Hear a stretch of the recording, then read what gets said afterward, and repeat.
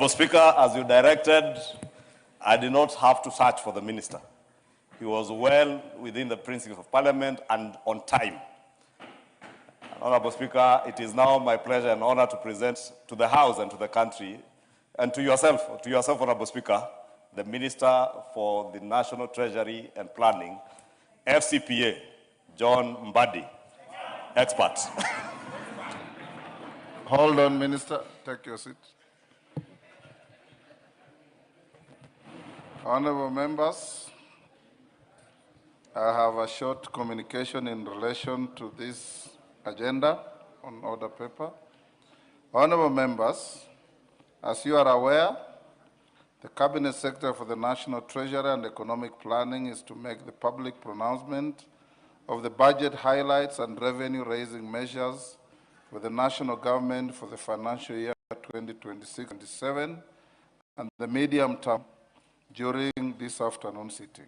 In this regard, and in accordance with the standing orders, I have designated a suitable place in the chamber for that purpose.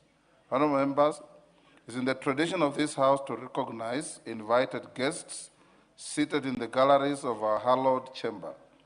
I therefore wish to recognize the presence of the following members of the Cabinet.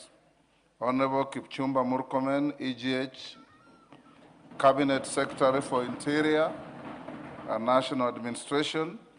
Honorable Geoffrey Ruku, Cabinet Secretary for Public Service,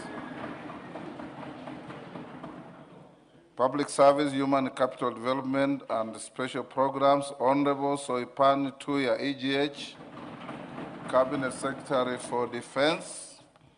Honorable Alice Wahome, EGH, Cabinet Secretary for Lands, Public Works, Housing and Urban Development.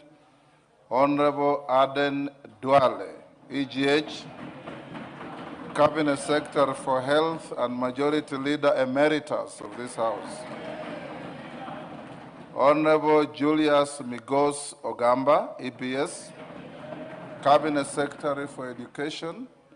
Honorable Mutai Kagwe, EGH, Cabinet Secretary for Agriculture, Livestock Development, a former colleague of mine in the Senate and my yearmate at the University of Nairobi. The Honorable Salim Mvuria, EGH, Cabinet Secretary for Youth Affairs and Sports. The Honorable Opio Wandai,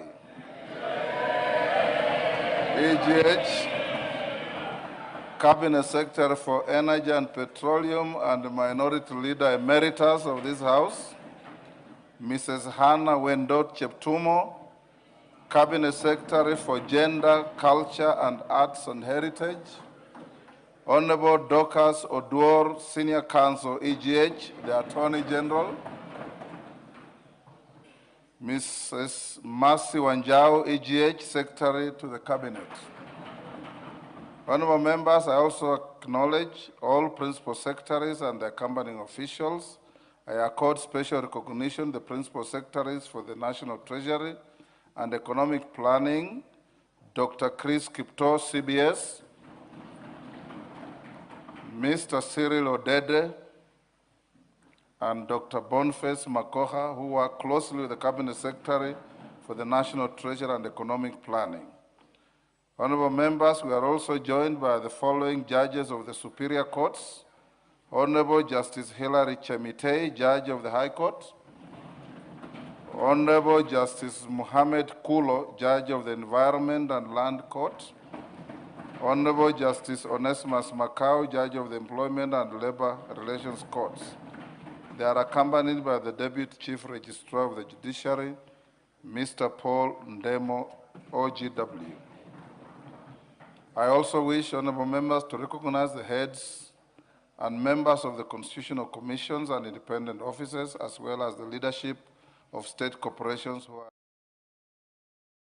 to recognize the distinguished members of the diplomatic corps and who have graciously joined us for this event. I also acknowledge the presence of the chairperson of the Council of Governors, His Excellency FCPA, Ahmed Abdullahi, EGH, Governor of Wajir County. Honorable members, on behalf of the House, I extend a warm welcome to all our invited guests. The National Assembly is honored by your presence on this auspicious occasion. Your continued partnership and support to the work of Parliament is duly noted and valued. Honourable members, I now interrupt the business of the House to allow Honourable FCPA John Badi, EGH, the Cabinet Secretary for the National Treasury and Economic Planning, also former leader of the minority party in the National Assembly, to make public pronouncement of the budget highlights and revenue-raising measures for the national government for the financial year 2026-2027 and the medium term. The Cabinet Secretary for the National Treasury, Honorable FCPA John Bandi, EGH, you may now proceed with your afternoon job.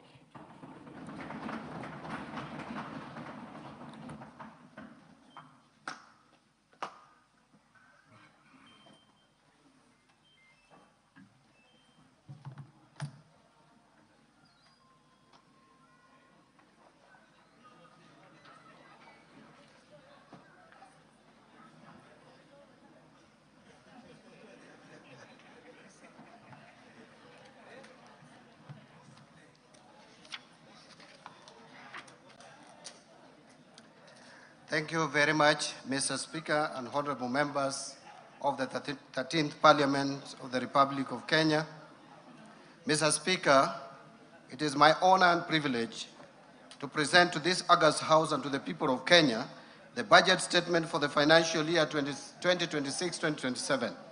I make this statement in fulfillment of the requirements of Section 40 of the Public Finance Management Act, Cap 412A, and Standing Order number 241 of the National Assembly.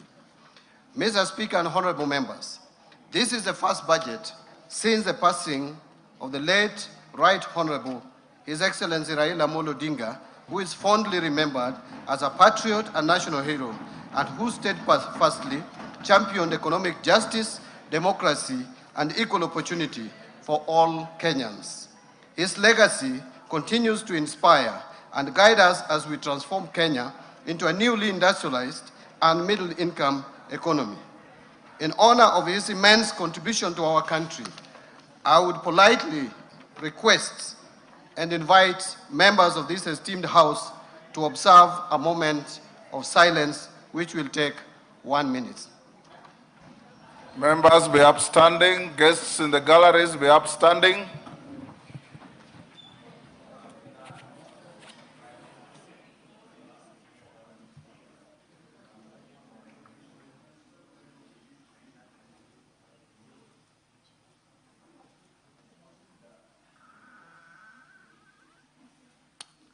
Thank you very much.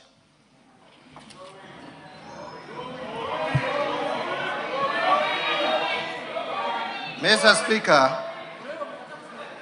Speaker, the Right Honorable Raila Amolo Odinga was a key partner to His Excellency the President, Dr. William Samoei Ruto, in the broad-based arrangement. Mr. Speaker, this budget captures the ideals of the two great leaders, especially on the aspiration to transform our economy from its current status to a more developed nation status, a path to Canaan through Singapore. The extensive public participation throughout the budget process presents a solid basis and foundation for what is clearly the people's budget. Mr. Speaker, public participation is a constitutional imperative. In compliance with this requirement, I personally led extensive public engagements with Kenyans from across the country in the last 1 year. This was meant to get their views and inputs to the budget that I am presenting today. For example, I met youth and business community, particularly boda operators, Juakali artisans, leadership of the Mitumba sector, and scrap metal dealers. I also engaged extensively with members of the Fourth Estate, and in the process, launched their Financial Journalists Association. Additionally, I traveled to various regions and conducted numerous regional dialogues. These include Kilifi in December 2025 for the Coastal Region Dialogue, Migori in Nyanza, Kakamega in Western, and Eldoret and Nakuru in Rift Valley regions in the month of January 2026. Mr. Speaker, In February 2026, I traveled to Kiambu and Meru counties, while in May 2026, I met the youth and the business community from Kajiado and Nairobi regions. The month of May and June 2026 have been very intense in terms of engagement. Mr. Speaker, besides these regional dialogues, I joined Bunge la Mwananchi community at Jivanji Gardens, Nairobi, and Gumzo la Uchumi, Mashinani, in Busia County for conversation with faith-based organizations in May 2026. I've also, on numerous occasions, appeared in a number of television stations expounding on what we are doing and what we intend to do as a government. Further, in the same month of May 2026, I returned to my alma mater, the University of Nairobi, where I had a dialogue with comrades at the Chandaria Auditorium. Mr. Speaker, in my engagements with Mwananchi, I walked into a couple of shops to directly engage with the mobile phone dealers on the proposed tax changes, that is the excise duty on mobile phones. Additionally, last Thursday, 4th of June 2026, I joined a panel of eminent professionals on the Citizen Digital X-Space in unpacking the Finance Bill 2026. The eminent professionals included FCPA Professor Elizabeth Kalunda, the chairperson of Institute of Certified Public Accountants of Kenya, Mr. Fred Kimodho, Deloitte Tax Policy Lead, Mr. Raymond Mulenje, the Chief Executive Officer, Kenya Bankers Association, Mr. Tobias Alando, who is the Chief Executive Officer of Kenya Association of Manufacturers, and Mr. Kwame Owino, the Chief Executive Officer, Institute of Economic Affairs. A total of 15,847 Kenyans tuned in, while live listeners topped 14,249. Mr. Speaker, the message from Kenyans across the country, from our rural villages to our bustling towns and cities, the ordinary Mwananchi is clear and consistent in their messaging. They have genuine expectations from the government. Kenyans want an economy that works for them, an economy where the cost of living is manageable, where opportunities for employment and businesses are expanding, and where the benefits of economic growth are shared widely across society. Mr. Speaker, Wananchi want to see a government that listens to their concerns and responds with policies that promote opportunity, fairness, and prosperity. They want to see a government that protects their livelihoods, a government that supports farmers and small businesses, empowers the youth and women, and ensures that public resources are used prudently and transparently. Above all, the people of Kenya want assurance that their hard-earned taxes will translate into tangible improvements in their daily lives. Mr. Speaker, the main feedback from all these engagements was that the government should reduce the overall cost of living by lowering the tax burden on essential commodities, tame wastage of public resources, and decisively deal with corruption. Mr. Speaker, among the concerns and anxieties raised by Kenyans is the fear of potential outbreaks of infectious diseases, including Ebola, given the reported cases in some countries within the region. And so, Mr. Speaker, I wish to underscore that while Kenya is currently free of any confirmed Ebola virus disease, the government has activated the National Ebola Incident Management System to coordinate surveillance and response. Already, enhanced screening is taking place at all the points of entry, especially the airports and border points. The government has, in the meantime, trained over 1,000 health workers and put together a reserve team of 241 experts in epidemiology, laboratory services, and emergency response who remain on standby for rapid deployment. The government has also designated isolation and treatment facilities across the country, including at Kenyatta National Hospital and the National Police Service Hospital. The Ministry of Health is working closely with regional and international partners, including the World Health Organization, Africa CDC, IGAD, and the East African Community on this matter. Mr. Speaker, these efforts are further supported by our development partners. Already, the government of the United States of America has committed approximately US dollars 13.5 million towards health security interventions, including disease surveillance and emergency preparedness. In addition, the World Bank has mobilized resources under the Regional Recovery and Resilience Operation program, which will support, among others, interventions in strengthening the health systems. Mr. Speaker, these resources, complemented by domestic budgetary allocations, will significantly enhance Kenyans' capability and capacity to prevent, detect, and respond to Ebola and other epidemic-prone diseases while safeguarding livelihoods and maintaining economic stability. Mr. Speaker and honorable members, this demonstrates that this government is listening and responding to the concerns of citizens. On other concerns Kenyans raised with me during the public engagements I highlighted above, I will be elaborating on interventions that the government is putting in place to cushion Kenyans and improve their livelihoods. Mr. Speaker, the budget for financial year 2026-2027 will prioritize various interventions under the bottom-up economic transformation agenda that promote private sector-led growth, expand employment opportunities, and enhance delivery of public services while preserving fiscal sustainability and building resilience against emerging economic challenges. Mr. Speaker, this budget is being presented at a time of heightened global uncertainty arising from the ongoing conflict in the Middle East. The conflict has disrupted global commodity markets and supply chains, weakened investor confidence, and tightened financial conditions. These developments have heightened risks to growth and inflation, increased pressure on public finances, and created uncertainty in global markets. For a developing economy such as Kenya, the impact is being felt through higher pump prices following a steep increase in global oil prices from an average of $63.06 per barrel in February 2026 to $94.4 per barrel by end of May 2026. In addition, tighter financing conditions, weakening export demand, slower investment flow, and rising cost of living continue to exert pressure on economic activities. Yet, even in this environment, new opportunities are emerging. Countries that strengthen competitiveness, deepen regional integration, and build resilient productive capacity will be the ones that will thrive. Mr. Speaker, it is against this backdrop that Kenya's economic journey over the past 3 years stands as a story of resilience. Difficult but necessary choices were made, delivering a steady recovery. Faced with significant domestic and external pressures and shocks, the government took difficult but necessary decisions to restore macroeconomic stability, strengthen public finances, and lay a firm foundation for sustainable growth.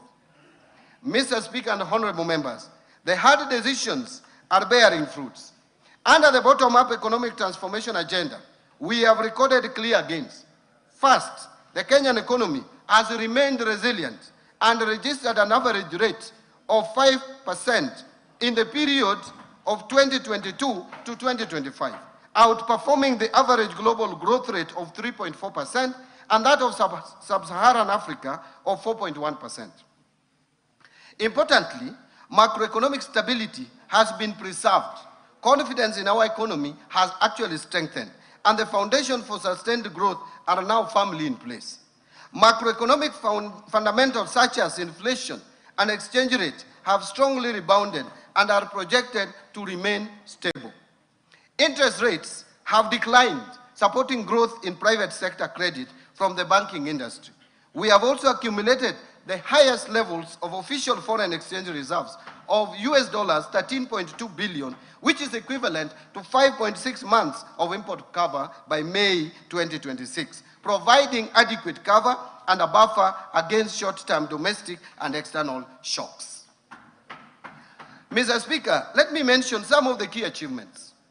Since the rollout of BETTER, or bottom-up economic transformation agenda, the agriculture sector has registered key gains that include the following: reduced fertilizer costs through government subsidy programs, increased marketed agricultural production, expanded food security interventions, and strengthened farmer support services targeting both smallholder and commercial farmers. Specifically, fertilizer disbursements under the fertilizer subsidy program have increased substantially to 21.3 million bags in 2025 from, listen to this, 1.4 million bags disbursed in 2022. While the cost of a 50 kilogram bag of fertilizer declined from 7,500 shillings per bag to 2,500 shillings per bag. As a result of this, farmers realized estimated savings of approximately 105 billion shillings over a 2-year period, enabling increased investment in production. Agricultural production has increased significantly between 2022 and 2025. For example, maize production almost doubling to 67 million bags in 2025 from 34 million bags in 2022. While maize imports have declined substantially to 3.3 million bags from 9.9 million bags over the same period, reflecting improved domestic efficiency. The increased production contributed to a decline of retail prices of a 2 kilogram packet of maize flour from an average of 250 shillings to an average of 165 shillings over the same period. Paddy rice production also increased significantly to 303,724 metric tons in 2025 from 192,299 metric tons in 2022.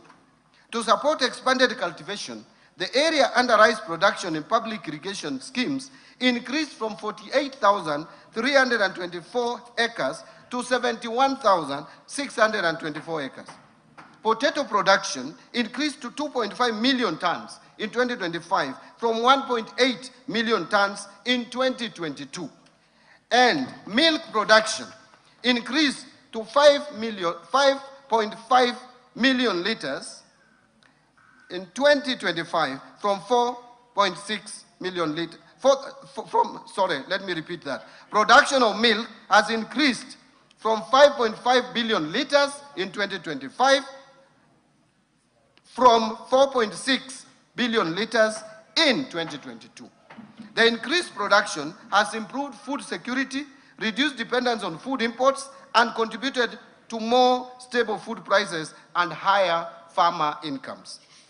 Mr. Speaker and honorable members, farmers across the other sector, various value chains, have enhanced production and benefited from higher earnings.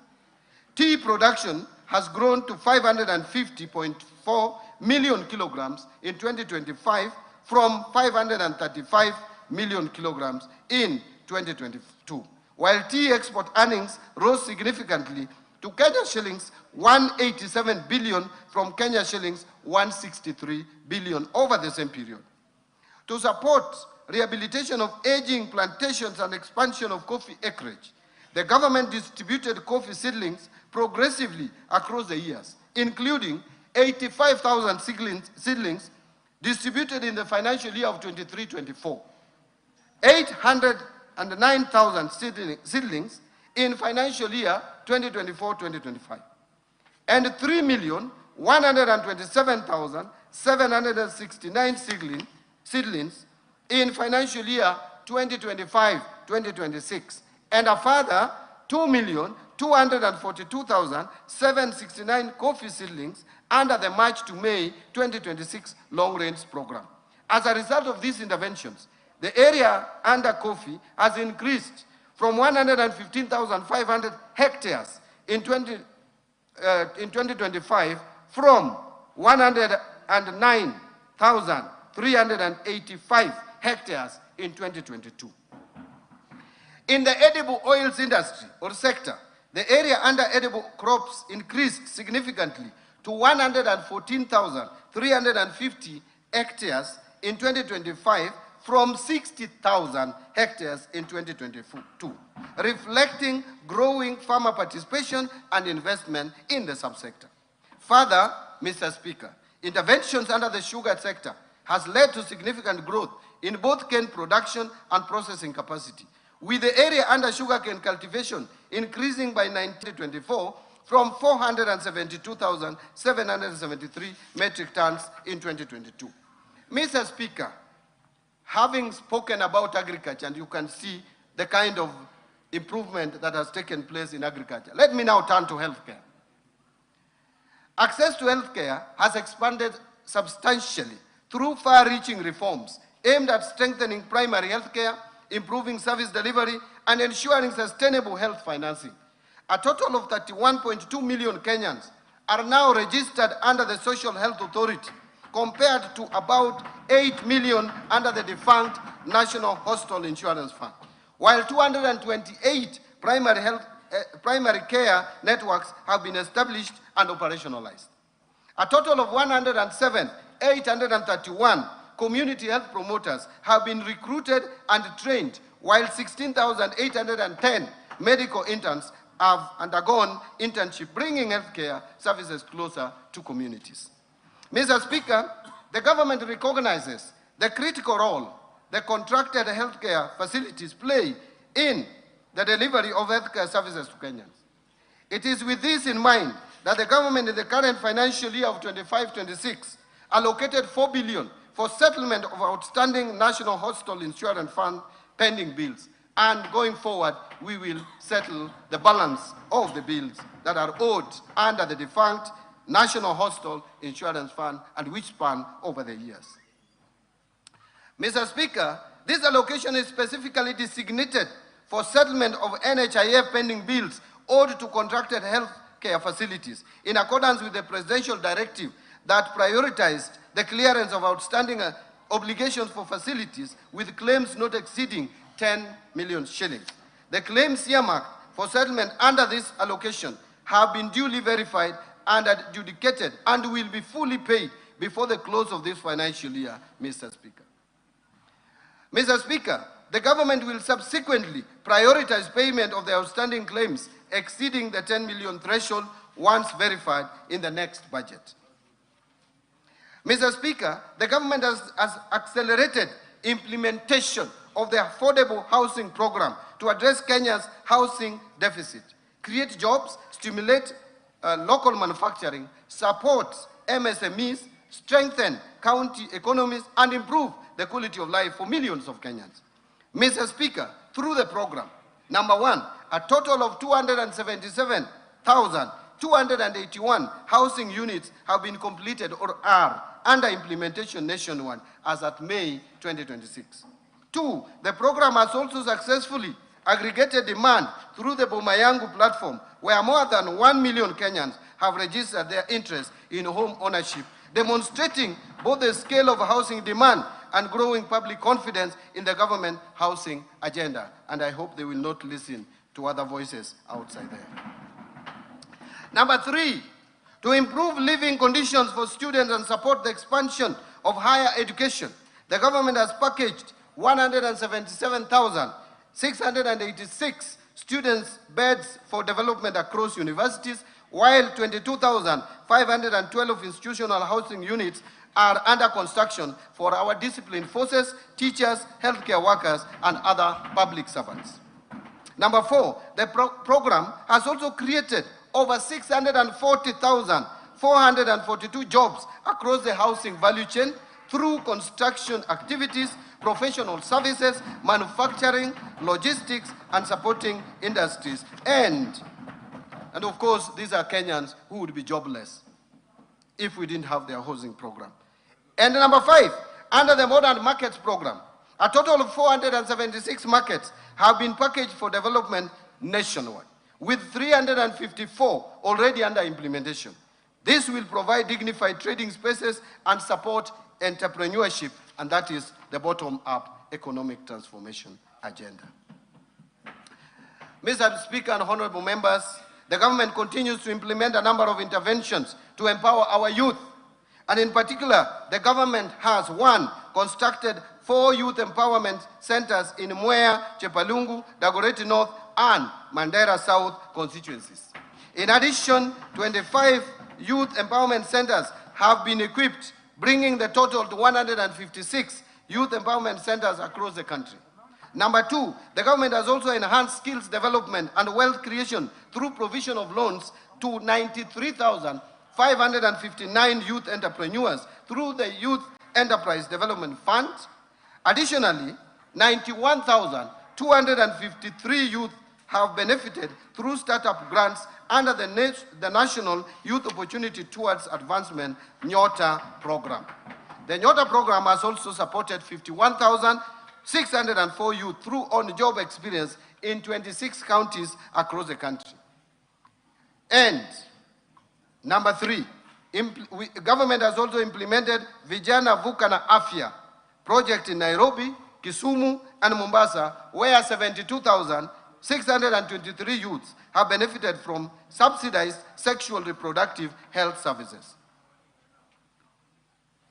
Mr. Speaker, in support of the creative economy, the government has established 3 film hubs in Dedan Kimathi University in Nyeri, and also in Bomet and in Migori counties, and fully equipped them with film production equipment. Additionally, a cinema theater has been established at Dedan Kimathi University of Technology with a capacity of 150 audiences. Further, to reach more youth, particularly in rural areas, a cinema machinani program has been rolled out. The government has also facilitated the production of 1,745 local and foreign films in Kenya and trained 1,847 filmmakers. Mr. Speaker, to further empower the youth, the government, in partnership with the United Nations Development Program, has developed the NextGen.ke initiative that will provide recently graduated youth with paid internship opportunities in the private sector, enabling them to acquire practical workplace experience and market-relevant skills. And I personally led the negotiation on this scope. To support this intervention, the government has committed an initial allocation of 2 billion towards its implementation. Mr. Speaker, given the scale of the youth employment challenge, the government further calls upon development partners, the private sector, philanthropic organizations, and other stakeholders to join this national effort, acknowledging that the task of creating opportunities for Kenya's youth extends beyond the capacity of government alone and requires a broad-based partnership for sustainable impact. Honorable members and Mr. Speaker and honorable members, to support MSMEs, the government has moved deliberately to put affordable credit, markets, and shared infrastructure directly into the hands of the enterprises and the young people at the base of the economy. To expand access to affordable credit, the government set up the Hustler Fund in 2022. Since then, the fund has actually disbursed 87 billion Kenya shillings to 28 million accounts and given 4.5 million people previously unscored or blacklisted Kenyans a formal credit history for the first time. Mr. Speaker, under the NYOTA program, more than 5.6 billion has been invested in business skills training, mentorship, and startup capital, benefiting at least 84 youths in each of the country's 1,450 wards. And to promote value addition, the government has equipped 214 industrial development centers in our constituencies and opened regional markets to more than 1,100 of our enterprises, creating over 23,000 direct and indirect jobs. This is the bottom-up transformation at work, and in the coming year, we will scale it further.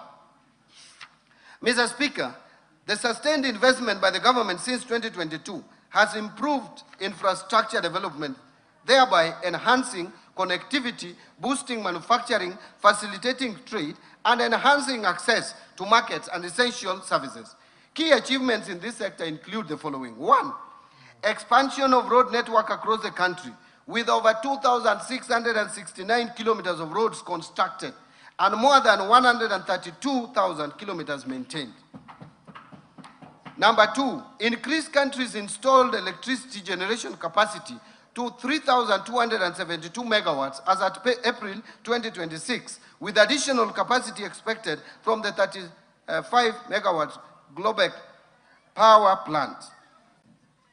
To improve energy security and reliability, the government has modernized substations, strengthened the national grid, reduced system losses, and enhanced regional power interconnections.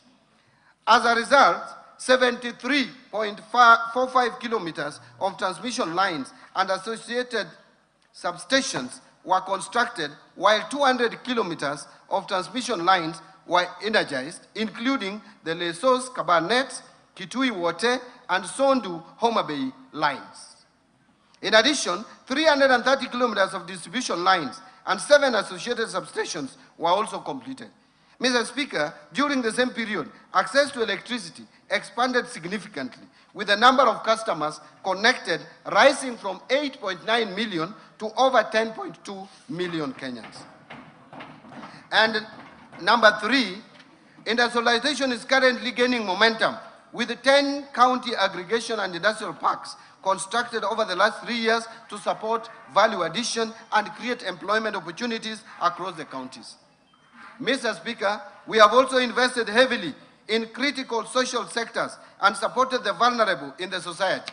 And as a result, a social protection program have been strengthened, with 1.2 million vulnerable Kenyans currently supported under the Inua Jamii program, helping to improve household resilience and protect the most vulnerable members of our society.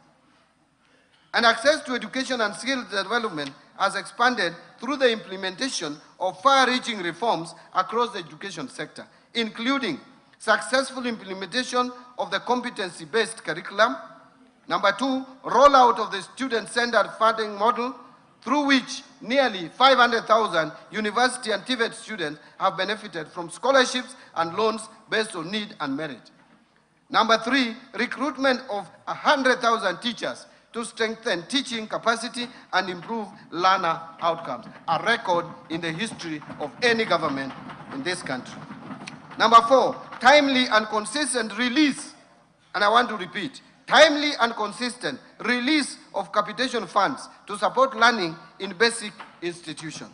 Number 5, construction of over 23,000 classrooms and commencement of 1,600 laboratories in partnership with the National Government Constituency Development Fund, which continues to do a good job and deliver services to this country. Revitalization of technical and vocational education and training, with enrollment increasing from 562,499 trainees in 2022 to currently 825,484 trainees in 2025. Mr. Speaker, access to clean and safe water has improved, with an additional 6 million Kenyans gaining access to water services through investment in key projects, thus enhancing public health and supporting economic activity. This comes as no surprise, considering that Kenya is a leader in designing innovative, paradigm-shifting, locally led climate action. Take the FLOCA program, for example. It has broken the barrier in financing locally prioritized and locally led resilience investments in 1,380 wards across 45 counties, benefiting more than 2.5 million beneficiaries. Mr. Speaker, key among the FLOCA gold standard investments are the 58-kilometer rehabilitation of the Colonial Yatta Canal in Machakos County, a reverse osmosis water treatment facility in Makueni, and the Kolanya water project in Busia County. As a matter of fact, Kenya is the leading beneficiary of the Green Climate Fund, with a total of 37 projects approved and with a portfolio of more than $1 billion, a remarkable achievement that led Kenya's identification as the host of Green Climate Finance Africa Region Office. Mr. Speaker, the government has made strides in the blue economy. Gains made under it includes fish landing sites. 5 coastal counties have modern landing sites under development. Mwape in Kwale, Kenya shillings 255 million. Kidongo in Mombasa, 175 million shillings. Kilifi Central, 275 million.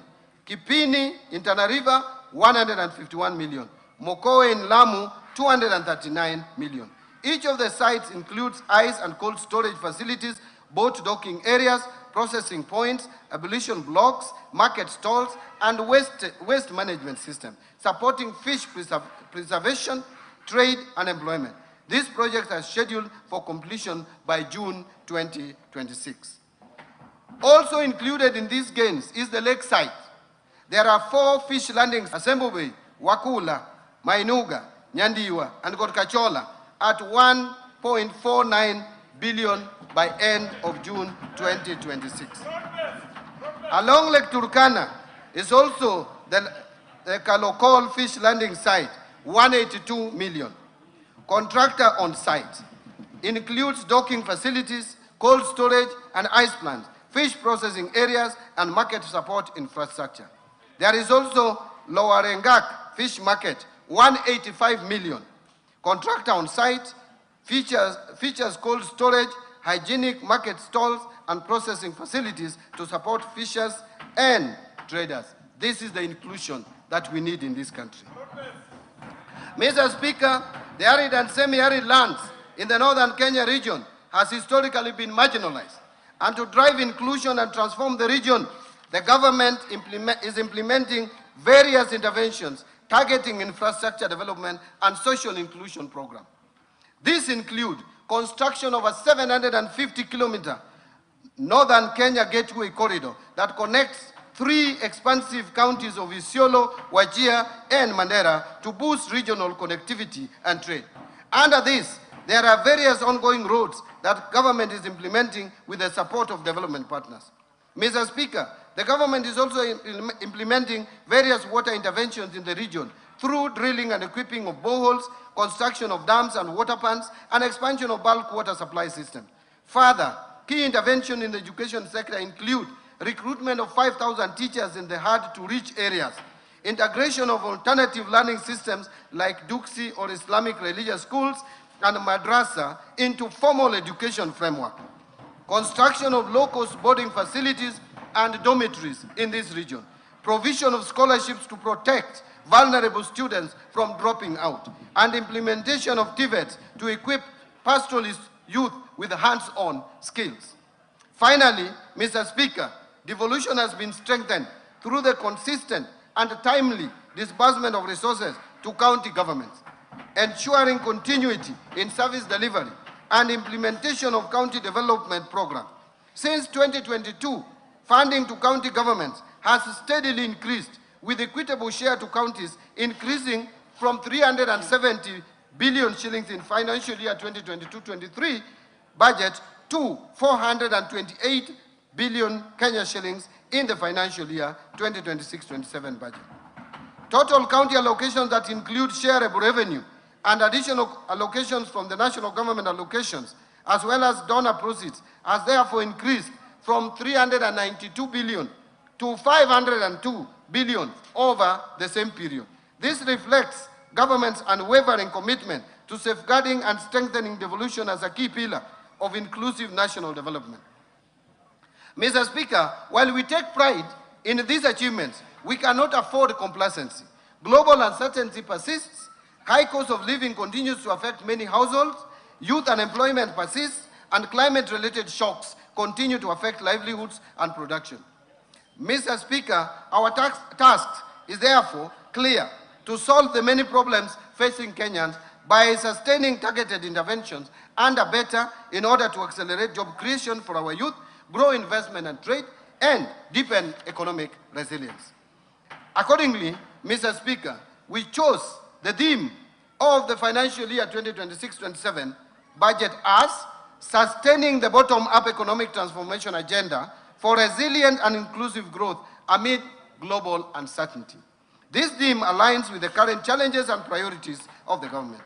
And Mr. Speaker, as we move forward in implementing the government's transformation agenda, we remain mindful of all the concerns raised by Kenyans on the prevailing fiscal environment and the need for continued prudence in the management of public resources. The current fiscal position that is characterized by narrowing fiscal space calls for careful prioritization and disciplined execution of government programs. Mr. Speaker, let me speak plainly about the fiscal reality we face. Kenya's infrastructure financing deficit stands at approximately $5 billion every year. That's about 650 billion Kenya shillings. Our development budget, while growing, cannot close that gap alone. The era of financing every road, every power line, and every dam through government borrowing and taxation is over. Not because we lack ambitions, but because we have learned from the consequences of that model. Debt finance infrastructure has left us with more debt service obligations that crowd out the very spending our people need most on health, education, and social protection. So, Mr. Speaker, we are going to build better. We are shifting from a model where government borrows to build to enhanced use of the public-private partnership and the recently established National Infrastructure Fund in funding priority infrastructure through private sector finances. That is the foundation on which this government's infrastructure program rests. Mr. Speaker, the Rironi-Nakuru-Mau Summit Expressway stands as proof. Construction of the expressway is now underway, and Kenyans will be driving on a modern 4- to 6-lane expressway once completed. Thank you. What makes this project truly historic is not the speed of delivery, it is how it was financed. Through the participation of the National Social Security Fund, both as a debt and equity investor, alongside international investors, a major national highway is being built with Kenyan capital by Kenyan workers and for the Kenyan people. Mr. Speaker, beyond the Rironi-Nakuru-Mau Summit project, the government will continue executing an ambitious infrastructure development plan through the National Infrastructure Fund. The fund will leverage on resources from privatization proceeds from mature national assets to attract private capital, domestic pension funds, and climate finance. Mr. Speaker, the rest of my statement now will present the economic context underpinning this budget, followed by the policy priorities, fiscal framework, expenditure proposals, and taxation measures for the financial year 2026-2027. I now turn to economic policy context, and I want to speak about the global context.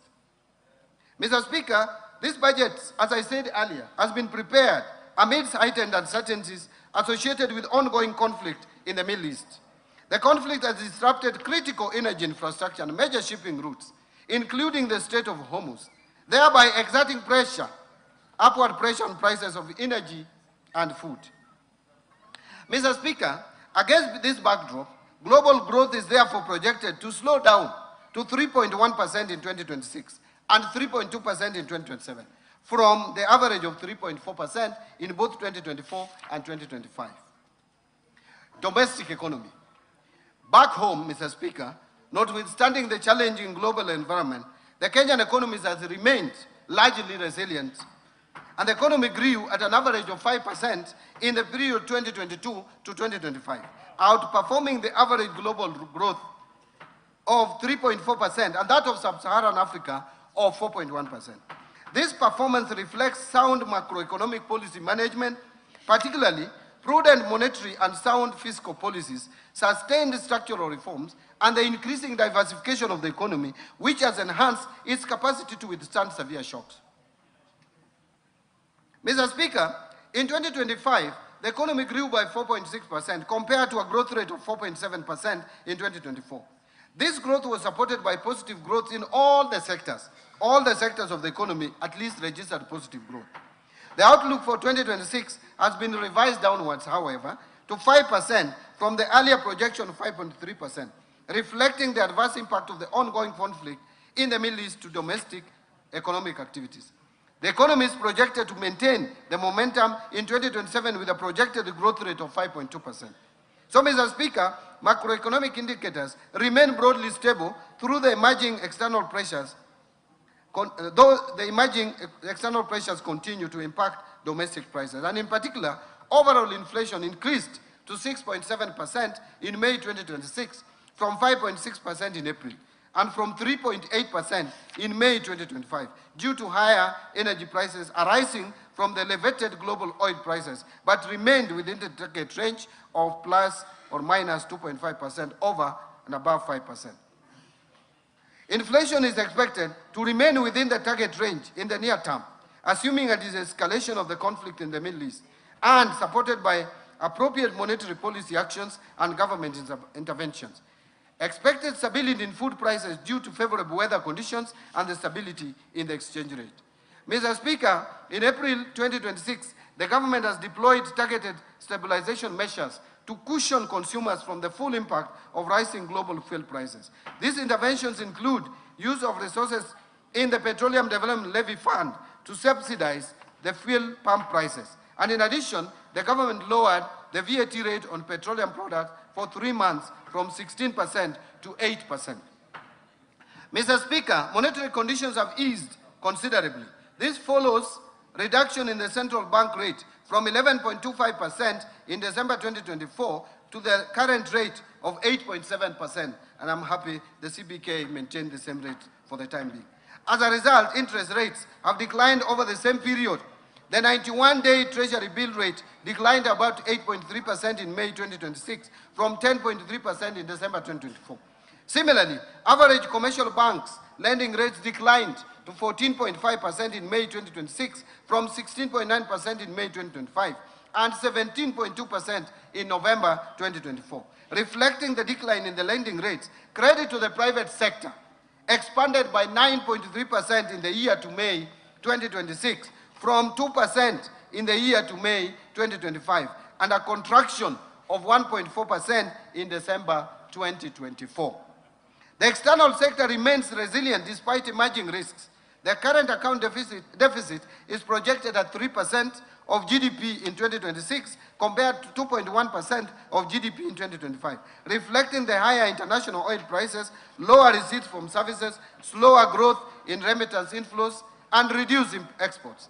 This is due to the adverse impact of the ongoing conflict in the Middle East. At the same time, official foreign exchange reserves remains adequate, as I mentioned, at USD 13 billion in May 2026, equivalent to 5.6 months of import cover, and continues to provide adequate cover and a buffer against short-term domestic and external shocks. The exchange rate has also remained broadly stable, averaging 129.4 shillings per US dollar in May 2026. And activities in Nairobi Securities Exchange have improved over the past 1 year. The Nairobi Securities Exchange 20-share index rose by 59.9% to 3,491 points in May 2026, up from 2,183 points in May 2025, while market capitalization expanded by 61.6% to 3,412 billion from Kenya shillings 2.11 billion over the same period, trillion over the same period.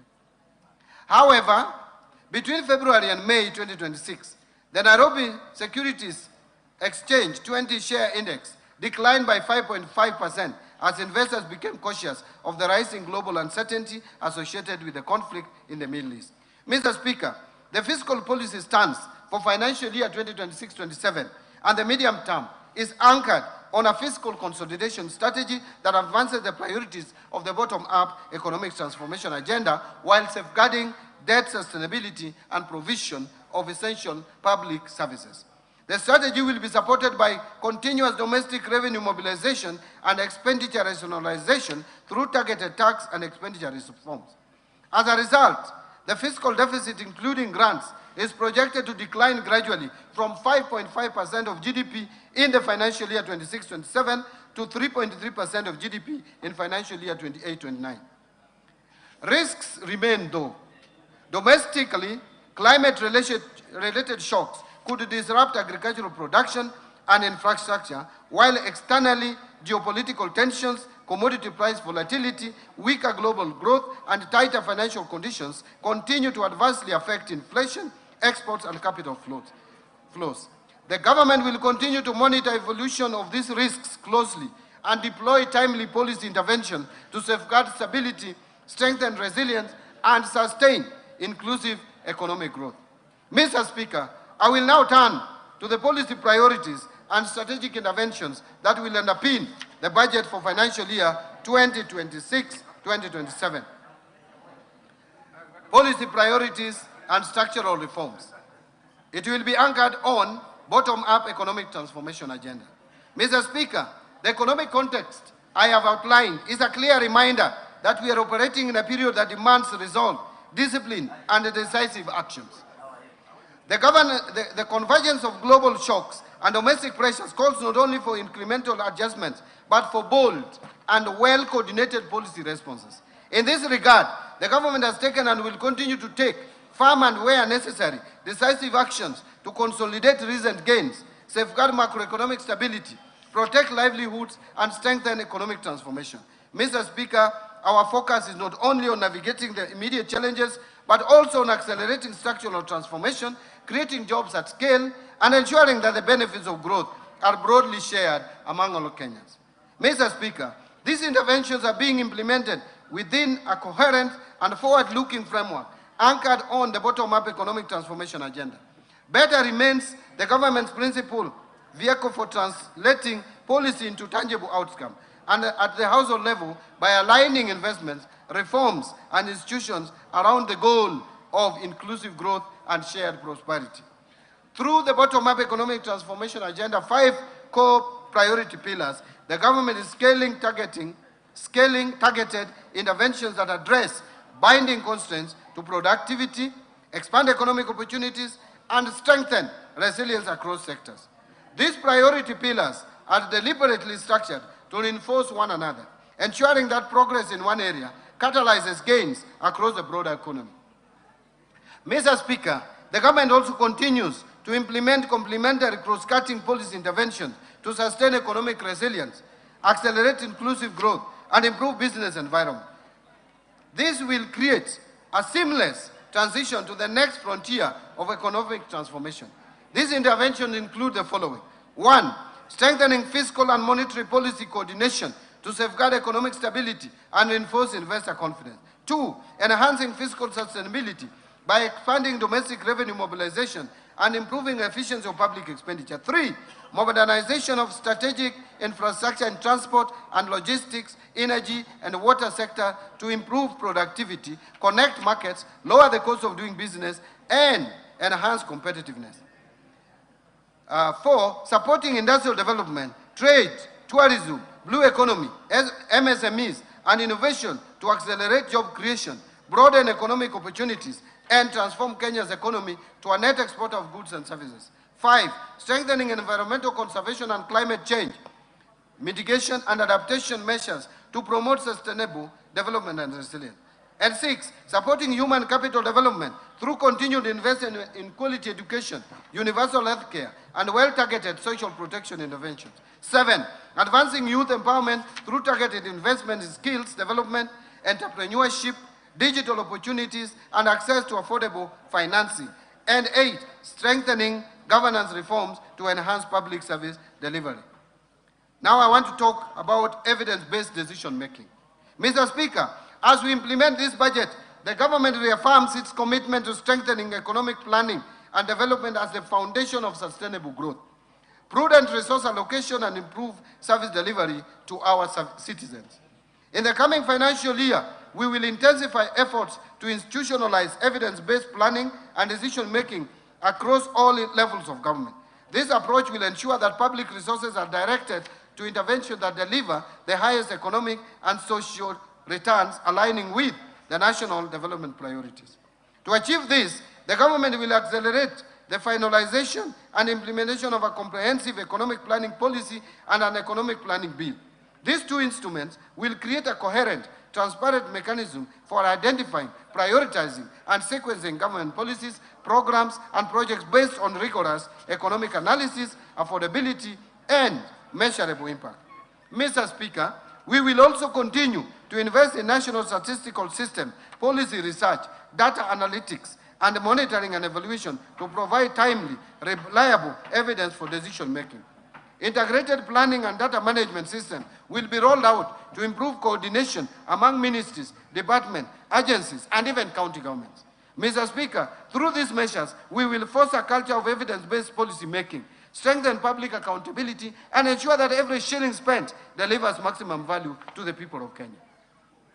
On the policy and legal and institutional reforms front, Mr. Speaker, to strengthen economic stability, the government continues to roll out targeted structural, institutional, and regulatory reforms to improve the business environment, boost public services efficiency, and reinforce accountability in public finances.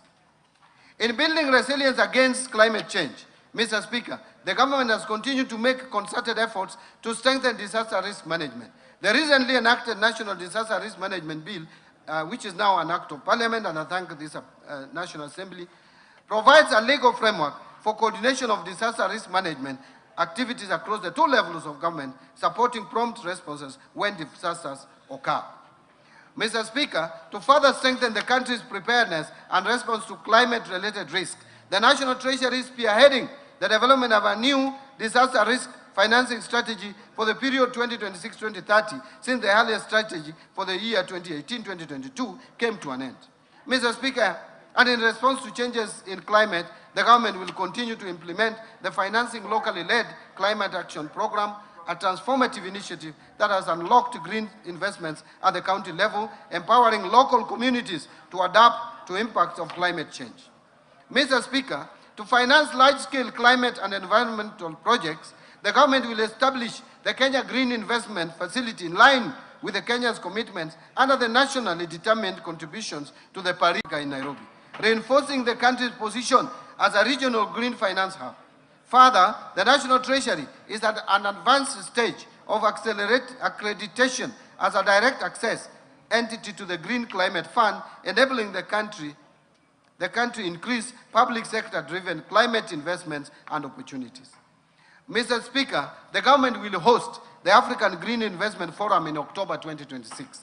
And this forum will serve as a flagship continental initiative designed to mobilize substantial green finance, accelerate sustainable investments, and advance Africa's leadership in this domain.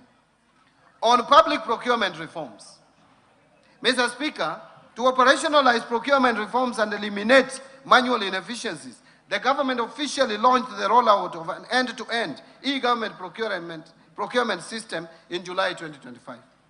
The system has now shifted procurement processes from fragmented and manual processes to a fully digitized procurement platform.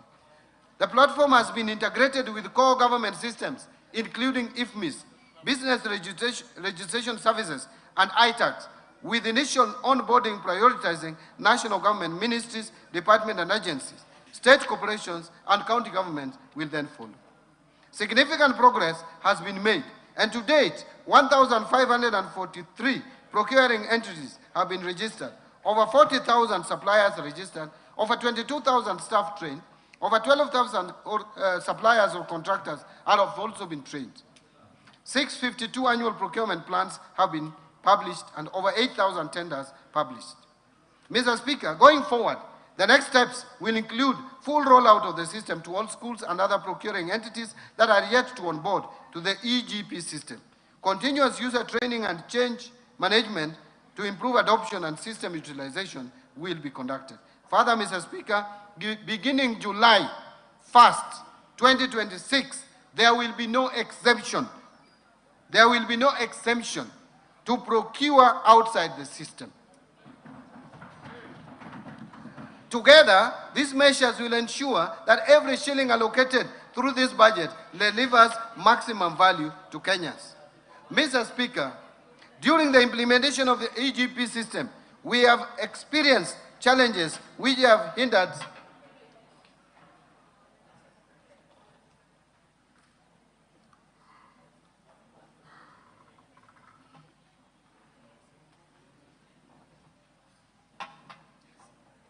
Thank you. Mr. Speaker, during the implementation of EGP system, we have experienced challenges which have hindered the seamless implementation of the system. Some of these challenges include resistance from users and litigation in the courts. Mr. Speaker, to further strengthen our procurement framework, the government developed the Public Procurement and Asset Disposal Bill, Amendment Bill 2026, among the key reform areas in the bill, which include mandatory disclosure and reporting requirements, promotion of local content, and preference and reservation schemes, especially for youth, women, and persons with disability, and provision of a stronger legal basis for electronic procurement and framework contracting.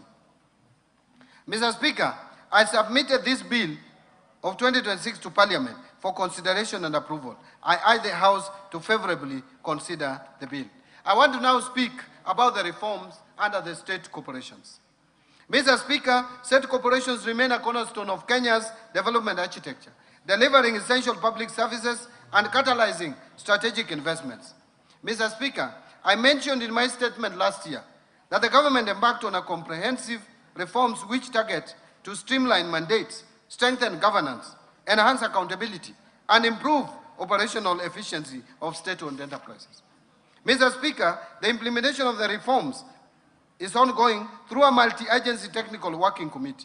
In the first phase, the committee considered 23 mergers, 16 dissolutions, 7 transfers of functions back to ministries, departments and agencies, and the declassification of selected state corporations.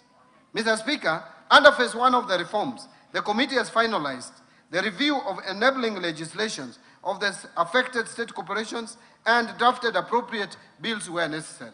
Review of the staff complements, skills, and placement deployment of those affected so as to facilitate a smooth transition and documentation of assets and liabilities of the entities identified. I submitted to this House the draft bill supporting the implementation of the reforms under phase 1, and I urge the honorable members to favorably consider the bills to enable timely implementation of the reforms. Now let me speak about the new kid in the town, government-owned enterprises. Mr. Speaker, further as part of the reforms, the Government-Owned Enterprises Act number 25 of 2025 was assented to by His Excellency the President on 21st November 2025 and came into effect on 5th December 2025. The Act provides a modern framework for the ownership,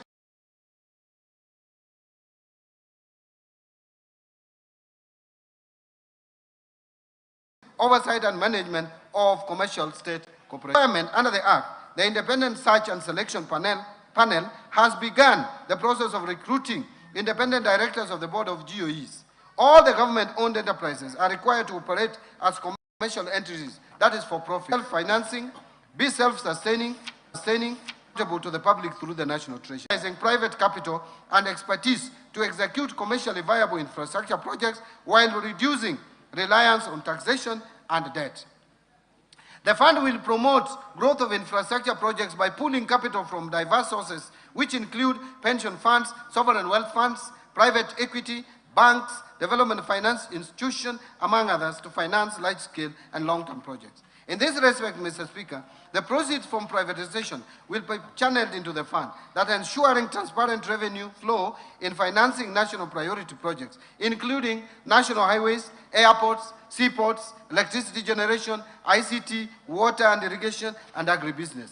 As a start, the proceeds from the March 2026 IPO of Kenya Pipeline Company of 106 billion Kenya shillings, as well as the expected 204 billion Kenya shillings from the partial divestiture of the government's stake in Safaricom to Vodacom, will form the seed capital to the fund.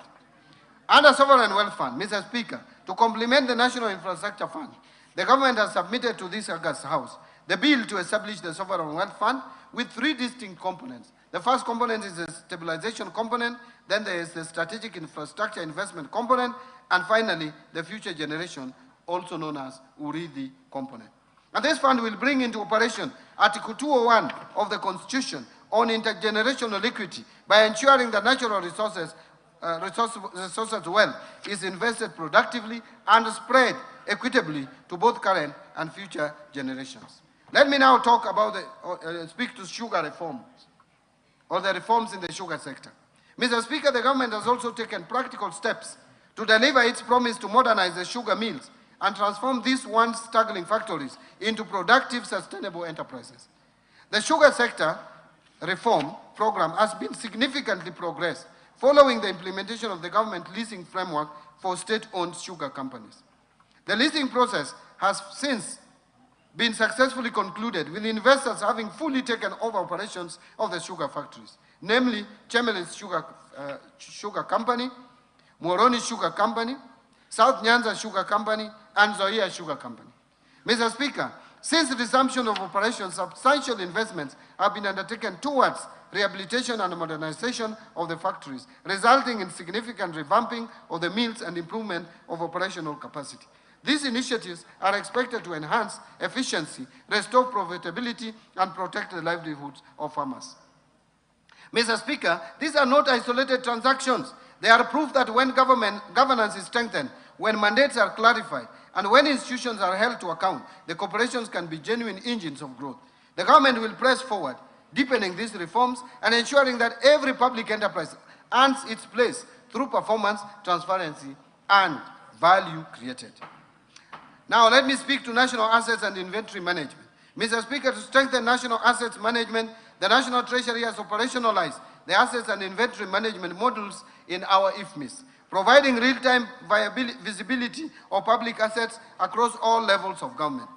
An analysis of the asset registers shows that ministries, departments, and agencies collectively hold assets valued at approximately 4.9 trillion Kenya shillings, underscoring the importance of robust asset management. To strengthen transparency and support the transition to accrual accounting, the National Treasury has developed a government asset valuation policy framework and a public assets tagging framework. Mr. Speaker, to unlock greater value from these assets without placing additional pressure on public finances, the National Treasury is developing an asset optimization framework and a leasing framework to attract private capital and expertise while supporting infrastructure development and improved service delivery. Now let me speak to digital e-signatures in government. Mr. Speaker, in line with the digital transformation agenda, the government has also embarked on reforms to modernize and harmonize the legal and regulatory framework governing secure digital identities, electronic signatures, electronic seals, and time stamping services. Excuse me. Mr. Speaker, to make this a reality, I will in the next financial year submit to this House necessary amendments to the Public Finance Management Act and Kenya Information and Communications Act, as well as the attendant regulations. This will make use of electronic signatures, electronic seals, and time stamping services a reality in government, thereby creating efficiency in service delivery. Mr. Speaker, let me speak to something that has been troubling, the pending bills. Mr. Speaker, as I informed this House in my statement last year, the pending bills verification committee was established in November 2023 to review and validate outstanding claims and provide a credible basis for settlement. The committee has since concluded its work and analyzed a total of 91,911 pending bill claims, valued at over 637 billion shillings. Following this verification exercise, 29,885 claims, amounting to 235.6 billion, have been recommended for settlement. Of this amount, Kenya shillings 80.3 billion has already been settled through securitization in the road sector, leaving a verified outstanding balance of 155.3 billion Kenya shillings for other sectors. Mr. Speaker, to settle the verified outstanding balance of 155.3 billion Kenya shillings, the National Treasury has proposed a balanced and sustainable settlement strategy, which includes a combination of direct budgetary allocations and securitization. The proposal is to settle the verified outstanding balance of 155.3 billion over 2 years, starting with the financial year 2026-2027. Mr. Speaker, in the financial year 2026-27, the National Treasury is proposing a budgetary provision of 68 billion to settle the verified pending bills to suppliers and contractors owed by the government for amounts of up to 100 million shillings. This provision will also partly settle suppliers or contractors whose pending bills exceed 100 million shillings, ensuring that no supplier is excluded. With the settlement of this 68 billion worth of claims, the government will have settled 99% of the verified outstanding pending bills, representing 63% of the total value, a tremendous progress. Now, in terms of numbers, this will be 99 of the bills. But the remaining 88 billion worth of claims will be addressed through other budgetary provisions and instruments. Mr. Speaker, the deliberate policy of settling pending bills of up to 100 million Kenya shillings, while individually smaller in value, accounts for the majority of suppliers and have the highest multiplier effect on economic activity. This is to ensure that the micro, small and medium enterprises are not starved of the essential working capital, which is critical to the sustainability of their businesses. Financial sector reforms. Mr. Speaker, Kenya's financial sector remains strong and continues to support households, businesses, savings, and investment across the country. Mr. Speaker, today, the banking sector remains strong, very stable and profitable, supported by adequate capital and liquidity buffers. In the year to March 2026, total banking sector assets grew by 13.8% from 7.7 trillion to 8.7 trillion, and profitability increased by 13.6% from 73 billion Kenya shillings to 83.5 billion. Mr. Speaker, to strengthen the banking sector's resilience, deepen competition, and improve access to credit for households and businesses, the government is implementing the following reforms. 1. Progressive increase in minimum core capital requirements for commercial banks from 1 billion to 10 billion by December 2029. 2. Lifted the moratorium on licensing of new commercial banks effective 1st July 2025. 3. Implementation of the revised risk-based credit pricing model anchored on the Kenya shilling overnight interbank average to enhance transparency and fairness in loan pricing and strengthen monetary policy transmission. And number 4, implementation of the banking penalties regulations 2025 to strengthen enforcement, governance, accountability, and compliance in the banking sector. Mr. Speaker, to strengthen banking sector's resilience and stability, the Business Laws Amendment Act of 2024 requires commercial banks to progressively raise the minimum core capital from 1 billion to 10 billion Kenya shillings by 2029 through targeted milestones. Mr. Speaker, while the government firmly upholds the strategic necessity of raising the minimum core capital, it is prudent that this transition be managed in a manner that is least disruptive to credit access and financial services delivery, particularly to the micro, small, and medium enterprise segment and other niche markets currently served by the banking industry. Mr. Speaker, to allow flexibility in achieving this objective and following wide consultation, especially with Kenya Bankers Association, I will be proposing amendments to the timeline specified in the Business Laws Amendment Act of 2024 to allow commercial banks raise the minimum core capital to 10 billion by 31st December 2032 without their new annual milestones. This will provide the flexibility necessary for institutions to pursue measured, commercially sound, and market-sensitive capital-raising strategies in a manner that preserves shareholder value and sustains investor confidence. Mr. Speaker, to make it easier and cheaper for Kenyans and businesses to send and receive money across the East Africa region, partner states are working to connect their financial system as per the East African Community Payment System Master Plan of 2025 so that transactions are faster, more affordable, and more efficient to support trade and regional integration. Mr. Speaker, to safeguard the country against illicit financial flows, the government has, over the last 2 years, undertaken far-reaching reforms aimed at strengthening our anti-money laundering, counter-financing of terrorism, and counter-proliferation financing framework following the country's placement on the Financial Action Task Force Grey List in February 2024. These reforms include the adoption of the Virtual Asset Service Providers legal framework, strengthening beneficial ownership transparency, enhancing risk-based supervision across financial and designated non-financial business and professions sectors, improving interagency collaboration, and increasing investigations, prosecutions, and asset recovery efforts relating to money laundering and terrorism financing offenses. Further, Mr. Speaker, reporting institutions have continued to enhance compliance with AML and CFT obligations, thereby reinforcing the integrity and resilience of our financial system. Mr. Speaker, Kenya has actually made substantial progress in addressing the action items under the FATS Action Plan, with only a few outstanding measures remaining as we approach the conclusion of the implementation period.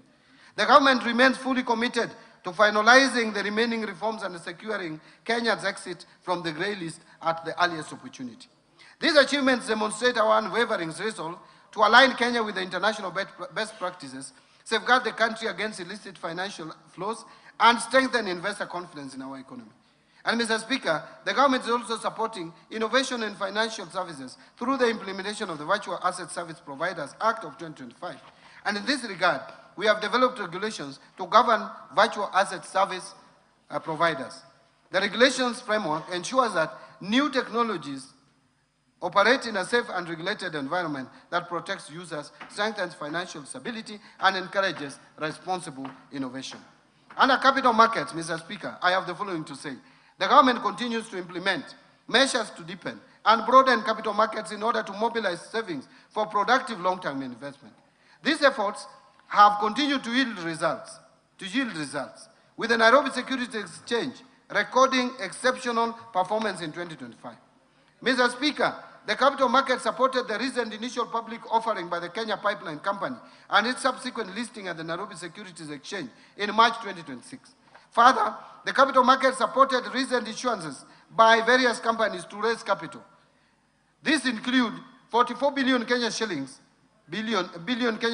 Sharia-compliant leasing bond for infrastructure financing. The Safaricom's Kenya shillings 20 billion green bond to support 5G expansion. The East Africa Breweries PLC Kenya shillings 16.8 billion medium-term note program, and the Kenya shillings 3.4 billion by Spearhead Africa Infrastructure Fund to support long-term infrastructure financing across the region. Mr. Speaker, innovation in market access has advanced significantly with the launch of ZD trading application integrated into the M-Pesa platform. And this groundbreaking platform enables Kenyans to conveniently buy and sell securities through their mobile phones, marking a major milestone in financial inclusion and retail investor participation. Mr. Speaker, Kenya is emerging as a key player in the carbon credit space, leveraging its rich natural resources and a strong base in renewable energy to participate in global climate markets. To actualize formal trading of carbon credits, the government is preparing carbon credit regulations, and these regulations will allow the government and private sector players to benefit through trading of carbon credits generated in Kenya and the region. And Mr. Speaker, in my recent public engagements, coffee farmers raised concerns of continued exploitation by middlemen in the marketing and pricing of their coffee. Mr. Speaker, I want to assure Kenyans that through the reforms the government is implementing at the Nairobi Coffee Exchange, the exploitative middlemen have been eliminated, ensuring farmers retain a much larger share of the export price of their coffee. Farmers today are able to sell their coffee directly at the exchange, supported by their various brokerage firms, majority of whom are owned by the farmers through their cooperative societies. The Nairobi Coffee Exchange has also enabled price discovery, thereby improving earnings by the coffee farmers. And to further support prompt payment of coffee sold through Nairobi Coffee Exchange, the government introduced the direct settlement system that has reduced payment delays across the coffee value chain. Mr. Speaker, coffee's traceability is today a reality. Through the Nairobi Coffee Exchange trading platform and the direct settlement system, cataloging and invoicing, every coffee lot has a unique identification, milling data, warehouse records, auction sales, and buyer data that can be accessed, allowing traceability of coffee from the farm to the buyer. This has created greater buyer confidence of the origin, quality, and authenticity of Kenyan coffee by eliminating coffee laundering. On pension reforms, Mr. Speaker. Mr. Speaker, delayed pension processing has for long been a source of frustration and hardship for retiring public servants. A civil servant who has dedicated their career to public service deserves timely and dignified access to their retirement benefits. Mr. Speaker, to hasten the processing of pension claims, I launched the e-pension management information system on 1st June 2026. Following this launch, we have now discontinued manual submission of pension claims unless expressly authorized by the National Treasury. Mr. Speaker, to ensure this reform delivers a lasting impact, ministries, departments, and agencies are now required to initiate pension claims at least 9 months before a public officer's retirement date.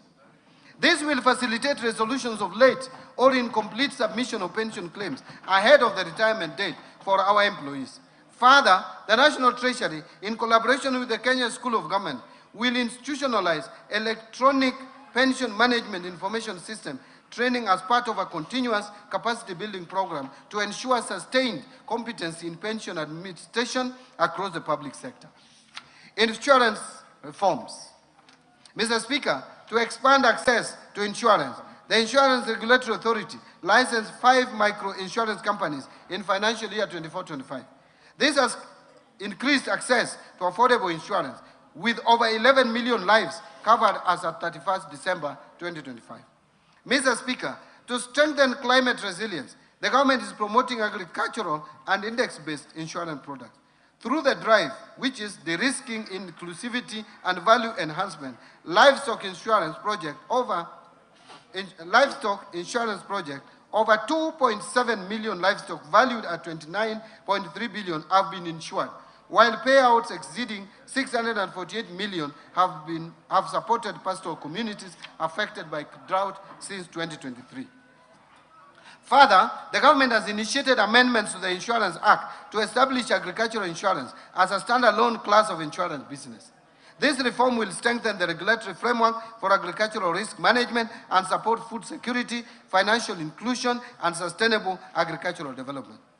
And Mr. Speaker, to deepen local insurance capacity and retain insurance premium within the domestic economy, the government will effective 1st July 2026 require all importers to obtain marine cargo insurance cover from insurance license under the Insurance Act prior to customs clearance. Fiscal policy framework. Mr. Speaker, the implementation of financial year 25-26 budget has remained broadly on course despite emerging pressures on revenue performance and expenditure demands.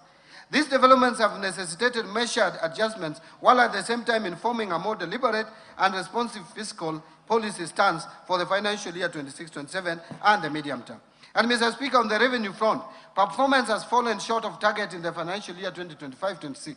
This is due to slower than expected tax receipts, largely driven by administrative constraints and a slowdown in economic activities. At the same time, expenditure pressures have intensified. The implementation of pending and newly negotiated collective bargaining agreements has raised the public sector wage bill beyond initial projections, thereby constraining fiscal space. In addition, emergency interventions in response to floods and drought have required additional resources. As a result of these developments, it became necessary to introduce targeted adjustment through supplementary budget number 1 of financial year 25-26. Mr. Speaker, to enhance tax administration, including upgrading of critical systems and strengthening of compliance efforts, the Kenya Revenue Authority was allocated additional resources in the supplementary budget number 1 for financial year 2025-27, to be exact, 17 billion. These interventions are expected to improve efficiency and support a recovery revenue performance. The supplementary budget 1 also reflected additional expenditure of 368.6 billion compared to the original budget to cater for the emerging expenditure pressures. In this regard, the fiscal deficit, including grants, is now projected at 1,199 billion, equivalent to 6.4% of GDP, compared to 901 billion or 4.7% of GDP in the original budget estimates. Mr. Speaker, fiscal policy is not merely about balancing budget. It is about creating conditions for sustainable growth, protecting the vulnerable and securing prosperity for the future generation. Accordingly, the fiscal policy for 26-27 and the medium term will be anchored on a growth-supportive consolidation path, aligned to the government's priorities under the bottom-up economic transformation agenda and the 4th medium-term plan. The policy will prioritize enhanced domestic revenue mobilization, strengthen expenditure control, and strategic reprioritization of public spending. This approach aims to reinforce public debt sustainability and safeguard essential public service. Now let me turn to domestic revenue mobilization. Mr. Speaker, every shilling of development begins with every shilling of revenue collected fairly, efficiently, and transparently. To boost revenues, the government will continue to strengthen implementation of the national tax policy and medium-term revenue strategy, aimed at simplifying tax laws, rationalizing tax expenditures, and creating a fair, predictable, and efficient tax systems. Mr. Speaker, the Kenya Revenue Authority has intensified reforms to modernize tax administration, enhance compliance, and improve service delivery through technology and innovation. Notable progress has been made in expanding the electronic tax invoice management system, with over 655,000 taxpayers now onboarded, significantly enhancing transaction visibility and strengthening VAT compliance. Integration between iTax and customs systems has improved end-to-end taxpayer visibility, while the rollout of the electronic rental income tax system has simplified. I want to repeat that. While the rollout of the electronic rental income tax system has simplified compliance with the rental sector. So we have already implemented the system that I think some people are still dreaming about out there. Mr. Speaker, the Kenya Revenue Authority has also strengthened enforcement through data-driven compliance strategies, artificial intelligence, and non-intrusive cargo scanning technologies, enhancing the detection of illicit trade and reducing revenue leakages.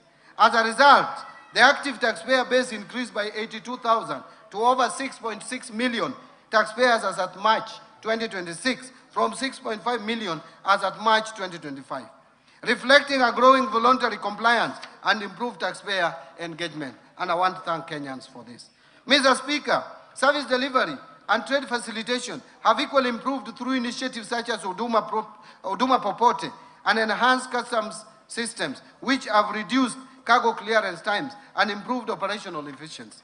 Mr. Speaker, in the financial year 26-27, Kenya Revenue Authority will intensify reforms to strengthen revenue mobilization, modernize tax administration, and improve taxpayer experience through the following measures. Number one, roll out integrated digital tax administration and revenue monitoring systems, including the domestic tax administration system, expanded electronic invoicing, virtual electronic tax registers, enhanced point-of-sale integration, and the e-customs mobile application to improve efficiency, compliance, and real-time visibility of transactions.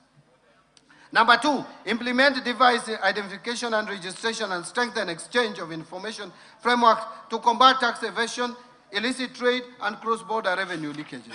Number three, simplifies taxpayer processes through pre-populated returns, streamlined digital payment solutions, and expanded digital service delivery platforms to reduce the cost and burden of compliance. And number four, expand taxpayer outreach and support through initiatives such as Ushuru GPT, Omni-Channel Customer Engagement System, Huduma Popote, and Ushuru Mashinani to enhance accessibility and responsiveness. Number five, strengthen enforcement, compliance, and revenue assurance through advanced data analytics, artificial intelligence, and integrated investigation and case management system. And number six, invest in core ICT infrastructure, integrated enterprise platform, and cybersecurity system to safeguard the integrity, resilience, and efficiency of revenue administration. So, Mr. Speaker, the government will continue to scale up non-tax revenues by strengthening the capacity of ministries, departments, and agencies to efficiently generate income from public services while enhancing their operational system to improve efficiency and overall revenue performance. Now, I want to speak to improving efficiency of the public expenditure. Mr. Speaker, raising revenue is only half the equation. Ensuring that every shilling delivers maximum value is equally important. And in order to improve the efficiency and value for money of public expenditure, the government is implementing targeted reforms to strengthen expenditure controls, enhance transparency, and improve public sector efficiency. These reforms include the full rollout of e-government procurement, completion of key treasury single account reforms, and transition to accrual-based accounting to strengthen cash management, fiscal oversight, and financial reporting. The government will also deepen public financial management reforms through the entrenchment of zero-based budgeting, digitization and automation of pension and payroll administration, and strengthen human resource management system to enhance efficiency, accountability, and service delivery across the public sector. Further, the government will optimize the management of public assets and liabilities, accelerate state corporation reforms and targeted privatization, and scale up the use of public-private partnerships to provide private sector or private capital, improve efficiency, and support delivery of commercially viable projects. Mr. Speaker, allow me now to expound on some of the expenditure reforms that we are implementing. One, migration to accrual accounting. Mr. Speaker, effective public finance management begins with what we own. what we owe, and how public resources are being utilized. To improve cash management, the government is implementing one of the most significant financial management reforms in Kenya's history. The transition from cash basis to accrual basis of accounting under the International Public Sector Accounting Standards. Following cabinet approval of the transition roadmap in March 2024, implementation commenced in financial year 2024-25 through a structured 3-year phased approach led by the National Treasury. Mr. Speaker, this reform fundamentally changes how government accounts for public resources. For the first time, Kenya's financial statements will present a complete and accurate picture of the country's financial position, capturing not just cash flows, but all public sector assets, liabilities, revenues, and expenditures. Public debt obligations, infrastructure assets, inventories, receivables, and payables will all be recognized and reported transparently, giving Parliament, citizens, and investors a true account of the nation's financial health. Mr. Speaker, implementation is progressing as scheduled across 3 phases. The first phase addressed financial assets and liabilities. The current phase incorporates inventories and prepayments. The final phase will bring in all remaining assets and liabilities, culminating in full consolidation of public sector entities. That is, consolidation of financial statements. To support this transition, the government is upgrading IFMIS and related systems, strengthening public sector asset management framework, undertaking asset identification and evaluation exercises across ministries, departments and agencies, counties and other public entities, and building capacity among public officers to sustain the reform beyond its implementation period. Mr. Speaker, this reform is not just about accounting standards. It is about accountability. It's about ensuring that those entrusted with public resources can be held to a higher standard of transparency and reinforcing public confidence in the stewardship of national resources. Number 2 is the Treasury single account. Mr. Speaker, as I had informed this House in last year's budget statement, the government has been implementing the Treasury single account framework to strengthen cash management and improve efficiency of public financial operations.